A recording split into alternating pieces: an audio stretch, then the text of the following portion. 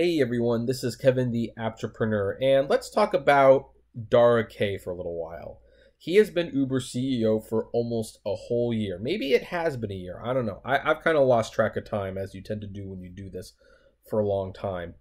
And the question must be asked, though, now that we're getting pretty close to that 1 year, or whether we have hit that 1 year, has Uber changed into a better company? Have they actually improved? Well, let's look at the things that Dar was supposed to do. He was supposed to take care of the bro culture. That was the first thing he was supposed to do. Or, well, nothing in particular order, but that's one thing he was supposed to do. He was supposed to address the sexual harassment claims by women and Uber's response to it. That's another thing. He was supposed to try to repair his relationships with drivers. And then finally, this is not exactly stated outright, but he was supposed to make Uber look like a better company. Now, let's look at the culture. Has Dara K actually fixed the bro culture? Not really. The bro culture appears to be very much alive and well. In fact, recently, I've got the names right here. Prabir Adakar, I don't know how to pronounce that. And Liane Hornsey and Bazoma St. John all resigned from Uber. The first two resigned because they made racially insensitive and inappropriate comments. St. John left because she felt that she was not being embraced at Uber for her ideals. And as the only African-American woman, I commented when she was hired that I think she was hired more to fill a quota. She seemed like a very smart woman. And clearly the stuff that she did at Apple was excellent. I didn't know what she was doing at rideshare. Even she kind of admitted that. Like, she did like a blog where she became an Uber driver because she didn't know what it was like for driving. That's not normally someone you'd want to hire in your top position. But she seemed very talented. But apparently, even with her talents and her ideas, they weren't being embraced, so she's left. And there were reports a few weeks ago that COO Barney Hayford, Harford, I'm sorry. He might have one foot out the door because he made some racially insensitive comments. But Dara K, for some reason, is kind of taking a wait-and-see approach, which, in all fairness, that's usually a good idea. But, considering the track record, it shows that most of the people in charge still had major problems. Dara K has not made any real steps to improve those, and as a result, we're seeing a major shakeup right now. Now, what about the Uber's treatment of women? Well, the lady who was hired to create more diversity in Uber, specifically with women, left a few months ago, and she cited that Uber made strides, but they had a long way to go. I take that as Uber talked a lot about how much they wanted to do this, but ultimately they weren't doing it, and she was frustrated by the lack of progress. Therefore, she left. Also, we're hearing more reports about Uber not working with the police, not reporting rape cases. So whether or not Uber is actually helping women, I seriously doubt it. Now, what about the third thing? What about the relationship with the drivers? Have they repaired? No, they have not. The fact that you are still coming to this channel, the fact that I'm still getting the comments that I'm getting, the fact that people are still like, you people need to get a real job, they're not going to change. Clearly, Uber has not actually repaired the damage with the drivers. In fact, they have done some things that have been much worse. They introduced upfront pricing more nationwide, which, of course, as you know, means that you make a lot less money. They have also altered with your surge. In fact, they've admitted that they are going to be tampering with the surge. And, of course, what was that other thing they did? Oh, yeah, they took away some of the things from 180 days of change. Like, they no longer pay the toll roads and stuff like that. So, in terms of the driver experience, they have not done much to help. Now, they did have this huge live press conference thing where they announced a new app, which is something that drivers did not want, nor do they care about it now.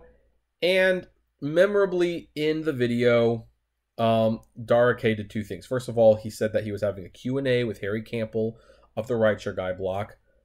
Very good, except that part of the video was not streamed. So basically they cut it, and we I mean, I don't want to call Harry a liar or anything, but unless we see it on video, of course, we can't verify that everything that he put on his blog is there. And again, Harry, if you're watching this, it's not because I don't trust you. It's just I'm skeptical of Uber, that's all. And he said in the video, we're here to listen to you, we're here to help. And then he disabled the comments on the video. People who want a dialogue do not disable comments. You disable the comments if you want to make a point and you don't want there to be discussion. You just want your word to be the final word. You disable the comments. But they did it. And that enacted a lot of negativity. So Uber's relationship with the drivers has not changed. It just hasn't. Now, what about that fourth thing? Does Uber actually look better to the public? And you know what? For a while, I would say that yes, that was the case. The media was very happy to report that Darke was consistently apologizing for mistakes the company had made. He was working with the people in London to get Uber back on the road. He was actually reaching out to drivers with the Uber advisory board. I mean, we still don't know who those people are, and apparently they all signed non-disclosure agreements, so I guess we'll never know exactly what went on in the meetings. But he gave off the impression that he was working to repair things, which for investors, that's really all you need. As long as there's the perception that things are getting better. Whether they're getting better or not is besides the point. Then things will be good. But with articles like this Slate article, which I will link to below, that questions whether or not it's time to undelete Uber, it's starting to become clear that he's not making the progress he said he would. And now that the facade of making progress is falling apart, so too are people's trust in the company that things aren't falling apart. And I'm kind of wondering, when are we going to be at the point where people just realize this company's never going to change? Now, of course, the Slate article asks, is it time to undelete Uber? And, well, I mean, of course, there's a few things that you should ask about that. First of all, did the Delete Uber campaign actually change anything? It probably didn't. I mean, well, it did a little bit, because when the Delete Uber campaign started, they donated a lot of money to illegal immigration and stuff, because it got started on the basis that the taxi drivers stopped picking up airport rides to protest Donald Trump's immigration policy. And Uber not only kept the apps on, they disabled the surge, which was seen as an effort to undermine the strike. That's how it got started, and then the drivers picked it up. Well, Uber responded to the immigration thing by saying that was not intentional, that wasn't what we were trying to do, and we've donated this much money, and I think that passed pretty quickly.